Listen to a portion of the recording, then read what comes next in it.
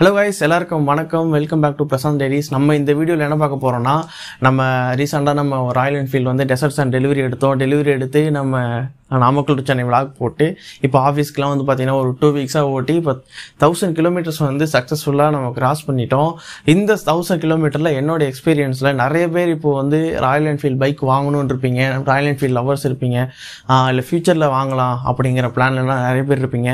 உங்களுக்கு இந்த bike set ஆகுமா, வாங்கலாமா வேணாமாங்கிறத என்னோட இந்த 1000 கிலோமீட்டர் எக்ஸ்பீரியன்ஸில் நான் உங்களுக்கு சொல்ல போகிறேன். வாங்க வீடியோக்குள்ளே போகலாம். வீடியோ ஸ்கிப் பண்ணாமல் பாருங்கள். வாங்க வீடியோக்குள்ளே போயிடலாம். ஃபஸ்ட்டு பாயிண்ட்டுன்னு எடுத்துக்கிட்டோன்னா வண்டியோட வெயிட்டு தான். நீங்கள் ராயல் என்ஃபீல்டை பொறுத்த வரைக்கும் எந்த பைக்காக இருந்தாலும் 195+ கிலோ தான் இருக்கும் கண்டிப்பாக. நீங்கள் அதுவும் அசசரிஸ்லாம் போட்டிங்கன்னா, அந்த பம்பரு சம்கார்டு அதெல்லாம் போட்டிங்கன்னா கண்டிப்பாக 200 kg வரும். 200 kg வந்து நம்ம கொஞ்சம் ஃபாஸ்ட்டாக போகும்போது ஈஸியாக ஹேண்டில் பண்ணலாம். பட் சிட்டிக்குள்ளேயோ டிராஃபிக்லேயோ நீங்கள் வந்து அந்த 200 kg வந்து நீங்கள் ஹேண்டில் பண்ணுறது கொஞ்சம் கஷ்டமாக தான் இருக்கும்.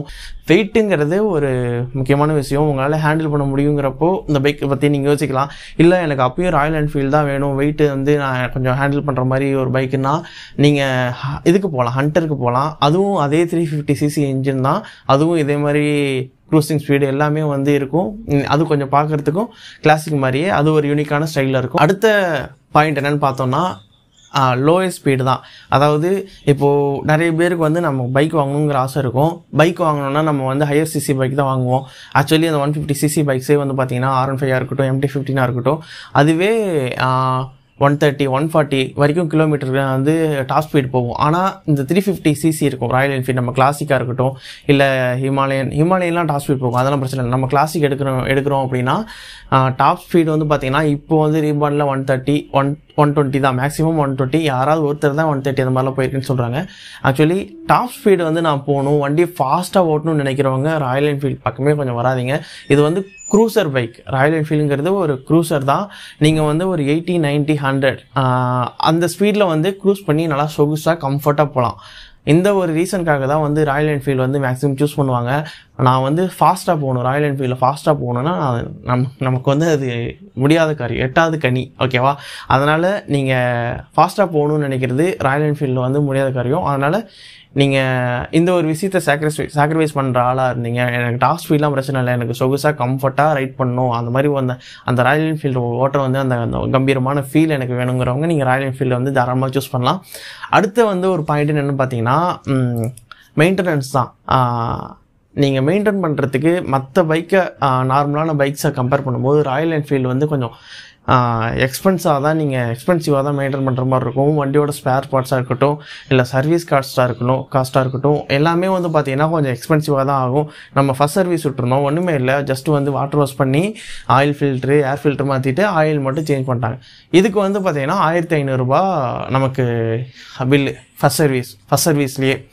ஸோ இந்த மாதிரி செகண்ட் சர்வீஸ்னு பார்த்தீங்கன்னா 2000, 4000 கிட்ட வரைக்கும் வரும்னு சொல்லிட்டு தான் எனக்கு டெலிவரி எடுக்கும்போது சொல்லியிருந்தாங்க அந்த நாமக்கல் ஷோரூமில் இருந்த ஒருத்தர், ஓகேவா? அதனால் நீங்கள் மெயின்டைன் பண்ணுற காஸ்ட் வந்து கொஞ்சம் எஃபெக்டிவாக தான் போகும், கொஞ்சம் அதிகமாக தான் போகும். மூணாவது பாயிண்ட்டு மைலேஜ்.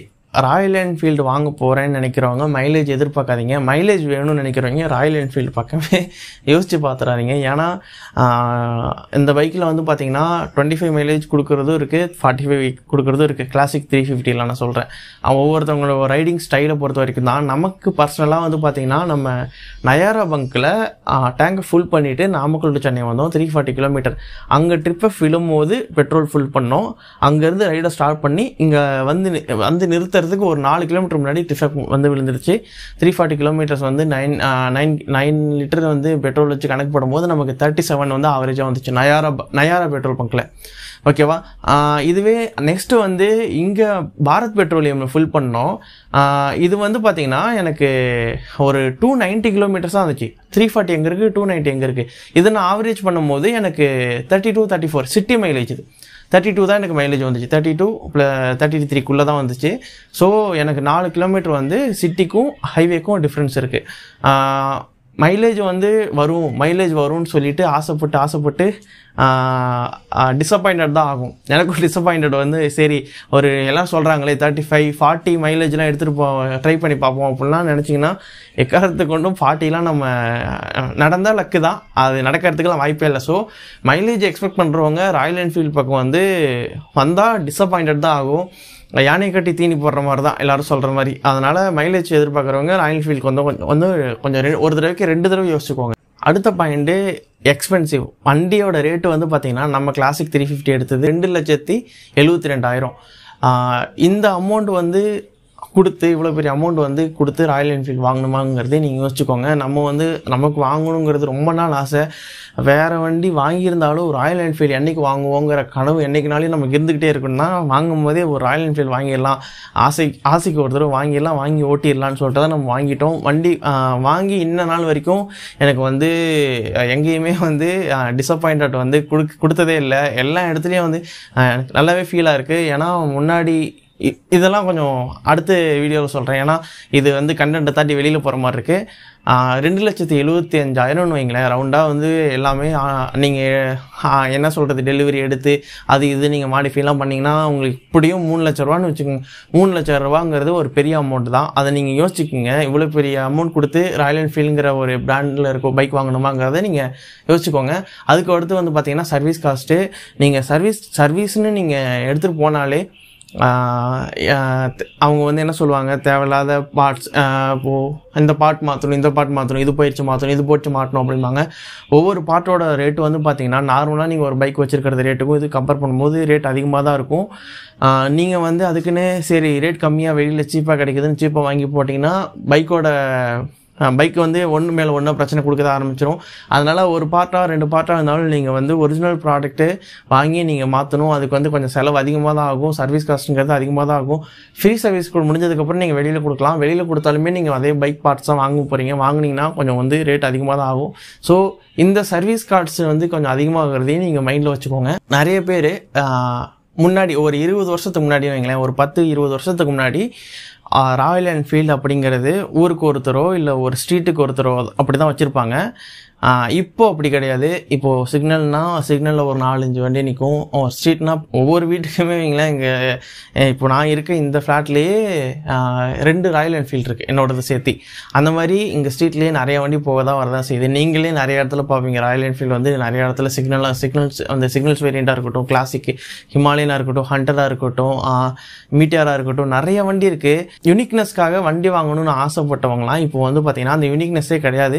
இருந்தாலும் இந்த ராயல் என்ஃபீல்டு என்ன பண்ணுறாங்கன்னா நிறைய கலர் வேரியண்ட்லாம் விட்டு அவங்க யூனிக்னஸ் வந்து காமிச்சிட்டு தான் இருக்காங்க. ஸோ இப்போ வந்து நான் ஊரில் வந்து கெத்தாக இருக்கணும், ஏரியாவில் கெத்தாக இருக்கணும் அப்படிங்கிறதுக்காக ராயல் என்ஃபீல்டு வாங்கினீங்கன்னா ஆல்ரெடி அங்கே ஒருத்தர் வச்சுருப்பாங்க. அது வந்து இப்போ வந்து அந்த யூனிக்னஸ் கொஞ்சம் இல்லைன்னு வைங்களேன், அது கொஞ்சம் அழி வாங்கிருச்சு. ஸோ இப்போ வந்து அந்த தனித்தன்மைங்கிறது போயிடுச்சு ராயல் என்ஃபீல்டை பொறுத்த வரைக்கும். இருந்தாலும் ஜாவா எஸ்டிலாம் வந்துச்சு.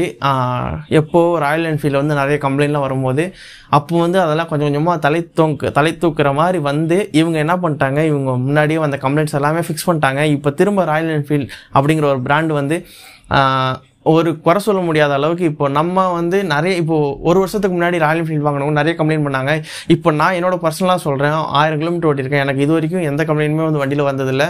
எனக்கு என்னென்னா பின்னாடி ரியர் பிரேக் வந்து அது எல்லாமே காமனாக சொல்கிறது தான். எனக்கு ரியர் பிரேக் வந்து சாட்டிஸ்ஃபைட் இல்லை. ஆனால் ஃப்ரண்ட் பிரேக்கு தான் நான் 80% யூஸ் பண்ணுறேன், ரியர் பிரேக் வந்து 20% தான் யூஸ் பண்ணுறேன். ஸோ வந்து நீங்கள் அந்த தனித்தன்மைங்கிறத மட்டும் மனசில் வச்சுட்டு வண்டி வாங்கினீங்கன்னா அது உங்களுக்கான வண்டி இல்லை. ஏன்னா நீங்கள் அப்படிங்கிறப்ப வேறு வண்டி வாங்கிக்கலாம். நான் வந்து இந்த ஊர்லேயே நான் மட்டும் தான் இந்த பைக் வச்சுருக்கணுங்கிறப்போ நீங்கள் இன்னும் கொஞ்சம் பெரிய வண்டியாக பெரிய பைக்காக பார்த்து அப்படி வாங்கிக்கோங்க. ராயல் என்ஃபீல்டுங்கிறது இப்போ நிறைய பேர் வச்சுருக்காங்க.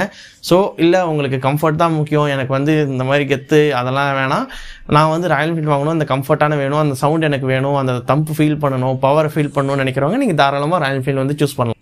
முக்கியமான ஒரு விஷயம் நான் வந்து ஃபீல் பண்ணதில் எனக்கு அந்த சாட்டிஸ்ஃபை பண்ணது தான். பட் வந்து சின்ன ஒரே ஒரு டிசப்பாயின்மெண்ட் என்னென்னு பார்த்தீங்கன்னா, இந்த ராயல் என்ஃபீல்டு இந்த பைக்கில் இல்லை எல்லா பைக்லேயுமே இருக்க காமனான இஷ்யூ வந்து ஹீட் இஷ்யூ. இப்போ வந்து ரீபானில் BS6 தான் இந்த ப்ராப்ளம்லாம் இவ்வளோ வந்துச்சுன்னு நினைக்கிறேன். ஏன்னா எனக்கு வந்து ஹீட் அப்படியே ரைட் சைட் லெக்கில் அப்படியே ஃபீல் ஆகுது. நீங்கள் வந்து சப்போஸ் வந்து ஹில் ஸ்டேஷனில் இருக்கீங்க, ஊட்டி கொடைக்கானல் இருக்கீங்க, இல்லை கேரளா சைடு இருக்கீங்க, இல்லை வந்து ஹிமாச்சல் பிரதேசம் இல்லை ஹிமாலயா சைடு இருக்கீங்கன்னா உங்களுக்கு அப்படியே குளிருக்கு எதமாக இருக்கும் இந்த வண்டி. ஆனால் சென்னையெல்லாம் பொறுத்த வரைக்கும், சென்னையோ இல்லை நம்ம தமிழ்நாட்டு வெதர்லாம் பொறுத்த வரைக்கும் ஆல்ரெடி எங்கள் அனல் அடிக்கும், வெயில் சரியான வெயில்.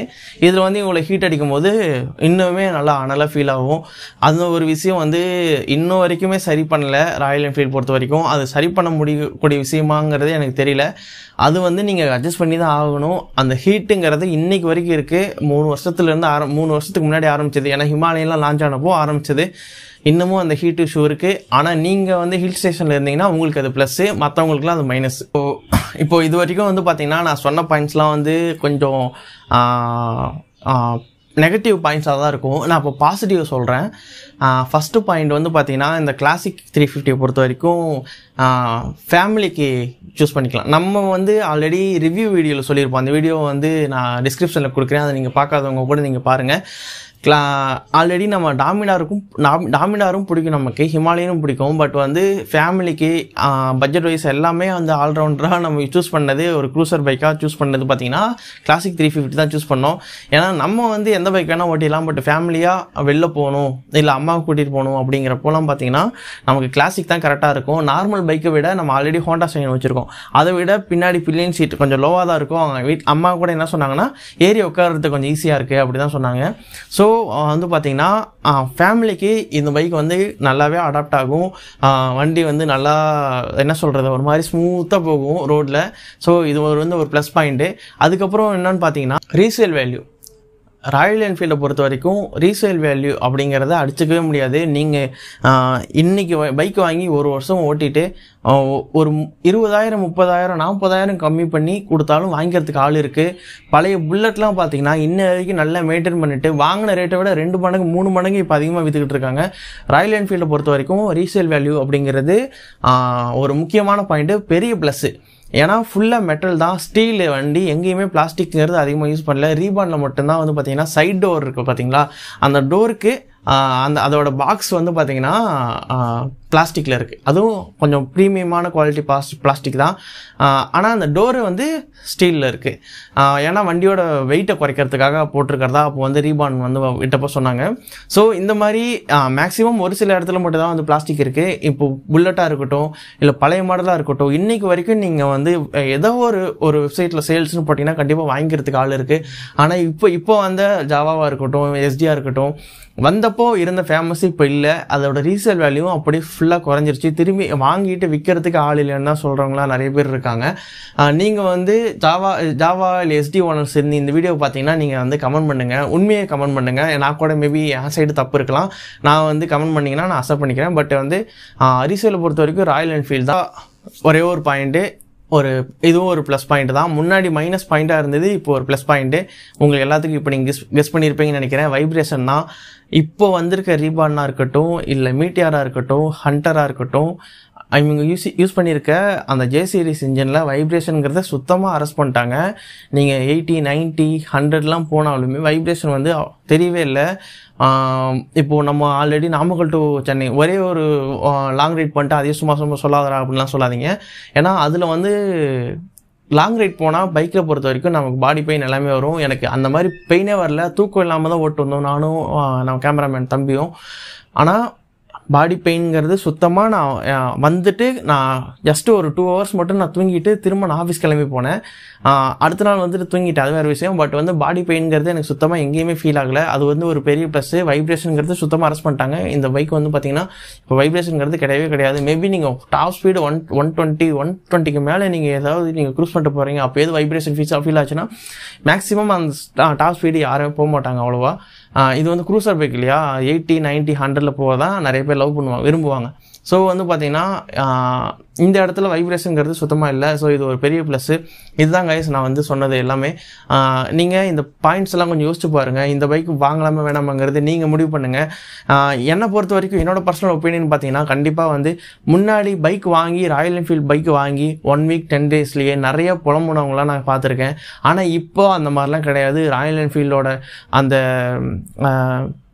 பில்டு குவாலிட்டியாக இருக்கட்டும், அதே மாதிரி அந்த கஸ்டமர் சாட்டிஸ்ஃபிகேஷனாக இருக்கட்டும், சர்வீஸ் சென்டர் இருக்கு இல்லையா, அங்கேயும் சரி நிறைய இம்ப்ரூவ்மெண்ட்ஸ் வந்துருச்சு. ஆல்ரெடி எனக்கு தெரிஞ்சு இந்த கஸ்டமர்ஸோட கமெண்ட்ஸ் எல்லாம் படிக்கிறாங்கன்னு நினைக்கிறேன். ராயல் என்ஃபீல்டு அவன் வந்து எனக்கு பர்சனலாக இப்போ இது வரைக்குமே ராயல் என்ஃபீல்டில் வந்து அந்த பைக்கில் என்னடா இந்த பிரச்சனை இருக்குது அந்த பிரச்சனை இருக்குது சால்வ் பண்ண முடியாது. ஏதாவது முன்னாடிலாம் வந்து பார்த்தீங்கன்னா ரன்னிங்கில் ஆஃப் ஆகிற மாதிரி பிரச்சனைலாம் இருந்துச்சு.